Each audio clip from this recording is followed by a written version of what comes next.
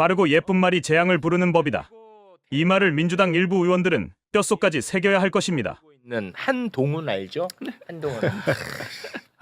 진짜 스트레스긴 한데 한동훈이 이제 책 출간을 앞두고 있는데 책의 내용 일부가 이제 또 공개가 됐나 봐요. 근데 12월 4일 이제 계엄 실패하고 윤석열, 한덕수, 한동훈 등등이 만납니다. 만나. 네. 근데 그 자리에서 어떤 얘기가 오고 갔는지는 우리는 몰랐죠. 그렇죠. 근데 거기에서 한동훈이 윤석열이한테 나 왜 잡아가려고 하셨습니까? 이걸 물어봤나 봐. 그러니까 한덕수가 그 자리에 있었으니까 한덕수는 알 거 아니야. 네. 그거를 이제 물어보는 장면이 어제 나왔거든요. 그 장면 잠깐 영상으로 보겠습니다. 한동훈 대표가 같은 책에서 그런 얘기도 하는데요. 당시 한동훈 대표가 피청구인한테 왜 나를 체포하려고 했냐 이렇게 물어보니까 피청구인이 만약 정치인 체포를 하려 했으면 방첩 사령부를 동원했을 텐데 이번 계엄에서 방첩사를 동원하지 않았다. 이렇게 말했다고 이제 책에서 썼다고 하시는데요. 그런 발언도 혹시 들으신 적 있으신가요? 기억을 못합니다. 이건 기억 아니 뭐 못하네. 한덕수 답은 중요하잖아. 네. 그러니까 한동훈이 책에 그렇게 쓴 건데 한동훈이 이거는 내가 볼 때는 사실대로 얘기한 것 같아요. 왜냐하면 그럼요, 예. 윤석열이 그 얘기를 했잖아요. 그렇죠. 방첩사 얘기를 했잖아요. 그렇습니다. 예. 일맥상통하더라고요. 어제 그 대화할 때 저는 이제 생략된 것 중에 국회 해산도 물어봤다. 맞습니다. 네. 그런데 거기에 대한 제 기억으로는 한덕수 총리의 대답이 달랐어요. 국회 해산은 그게 아닙니다 이런 식으로 얘기를 했고 그런 얘기가 없었습니다 그런 식으로 얘기했던 것 같고.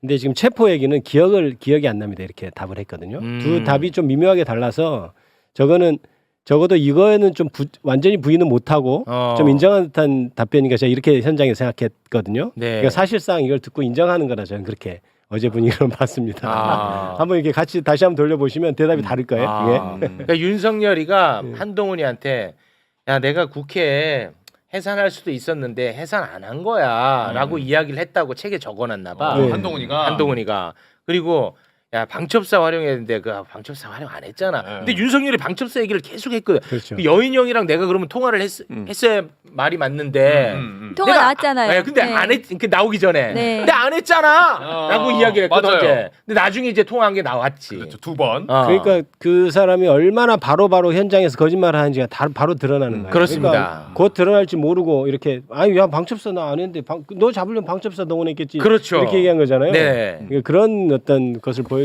장면입니다. 그러니까 이거 체포 명단 지금 막 이따가 얘기하겠습니다만 그것도 다 사실인 거야.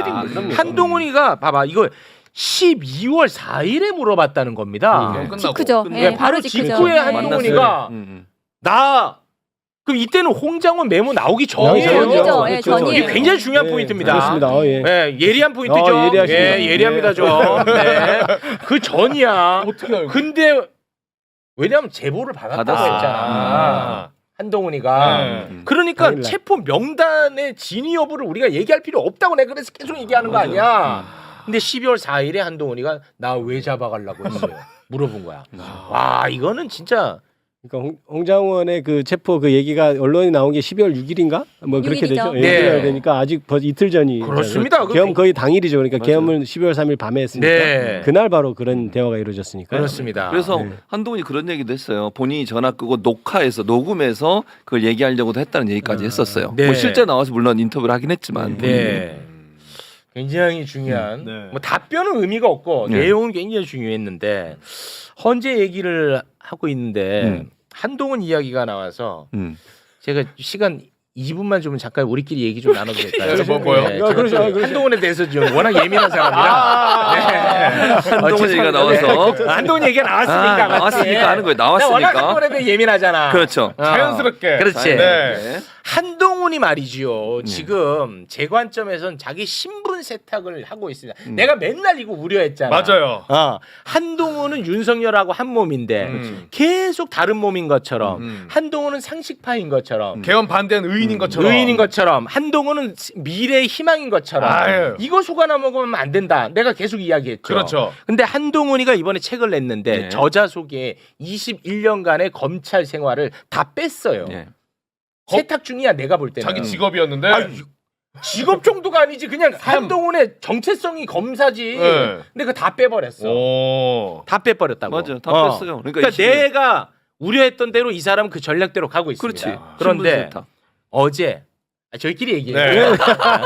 아니, 저희도 한동훈 잘 알아요. 아니. 저희 그 얘기를 하려는 게 아니에요. 네. 다른 얘기가 있어요. 어제 민주당의 고민정 의원의 방송에 나와서 아, 네. 극우를 고립시키기 위해서는 한동훈과 연대해야 되고. 아, 절대 안 됩니다. 눈치 없이 진짜 왜 그래요? 아, 조국이 신당이니까. 우리도 할 말 많습니다. 우리 같은 직장 동료였어요. 네. 한동훈과 연대해야 되고 심지어 한동훈을 도와야 된대. 그 발언을 일단 잠깐 좀 듣고 오겠습니다. 계엄에 반대하는 세력들이라고 한다면 만날 수 있어야 한다. 그래서 제가 뭐 이준석이든 유승민이든 한동훈이든 뭐 이런 분들까지도 만나야 된다고 했더니 이제 그분들은 뭐 뜬금없는 소리 하냐 뭐 이러셨더라고요. 연대라는 건 각자의 위치를 명확하게 하면서 공통된 부분 안에서의 손을 잡는 게 연대인 거죠. 예. 제가 계속 그 말씀을 드리는 가장 큰 목표는 극우를 주변화시켜야 되기 때문입니다. 그 목표는 극우를 주변화시키는 것이고 그러려면 한동훈 대표든 이준석 의원이든 이런 분들이 극우하고 단절시킬 수 있게끔 보수가 건전하게 설 수 있게끔 그분들도 굉장한 노력들을 하셔야 될 거고 그 길에 우리 민주당이 도울 수 있다면 전 도와야 된다고 생각하는 겁니다. 잠깐만 좀 진정하면서. 자, 고민정 의원이 네. 극우 세력의 고립을 위해서는 한동훈과 연대해야 되고 한동훈을 도와야 된다 이런 말씀을 하신 겁니다. 근데 제가 계속 말씀드렸죠. 내란 전에 우리는 검찰 공화국과 싸웠습니다. 맞습니다. 검찰 공화국의 핵심 인물은 윤석열과 한동훈입니다. 그렇죠. 윤석열이 대통령이 되기 전에 윤석열이 극우를 표방한 적 있습니까? 없죠. 윤석열이 대통령이 되기 전에 윤석열을 극우로 분류한 적 있습니까? 없죠. 없죠. 없어요. 고민정 의원님, 바르고 예쁜 말이 재앙을 만듭니다. 저도 예쁘고 바른 말 하고 싶어. 뭐 통합, 연대 너무 예쁜 말이지. 근데 지금은 그럴 때 아니잖아요. 당연하죠. 아니 그러니까 본인이 어떤 의도로 했는지 제가 이해를 못 하는데 연대라고 하는 거를요. 한동훈 같은 사람과 연대를 하면 안 되는 거예요. 그때 당시에 탄핵에 찬성하고 예컨대 그다음 비상금에 반대했다는 이유만으로 손을 잡습니까? 그 사람이 그 전에 했던 일들을 생각해 봐야 돼요. 이재명 대표를 몰아쳐가지고 온갖 범죄를 씌워가지고 지금 재판받게 하고 있잖아요. 검찰공화국 만들어가지고 윤석열과 함께 얼마나 검찰을 타락시켰습니까? 정의를 다 부정의로 만들었고 그런 행동을 했던 사람은 어떻게 손을 잡고 연대를 합니까? 이거는 그때 순간 한 번 그거 했다고 연대를 한다고. 본인도 물론 한동훈 입장에서 본인도 체포 대상이고 뭐 본인도 어떻게 될지 모르니까 두려워서 했는지 모르겠지만 그 한 번의 사건 때문에 한동훈이 그동안 했던 그 많은 21년의 역사 동안 했던 검찰의 잘못된 행동들을 다 인정하고 받아들여야 되냐고요. 아니 고민정 의원은 저런 식으로 얘기하면 안 되는 거죠. 아무나 막 손잡습니까? 그러면 검찰개혁 제대로 못했던 거에서 본인은 책임 없습니까? 아니 문재인 정부는 책임 없냐고요. 그러면 그런 부분에 대해서 반성을 못할 망정 검찰을 이렇게 망가뜨려놓은 장본인인 윤석열과 한 몸이라고 할 수 있는 한동훈에 대해서 연대를 하겠다는 말을 어떻게 할 수가 있는 겁니까 대체? 아유, 화내주셔서 고맙습니다. 네.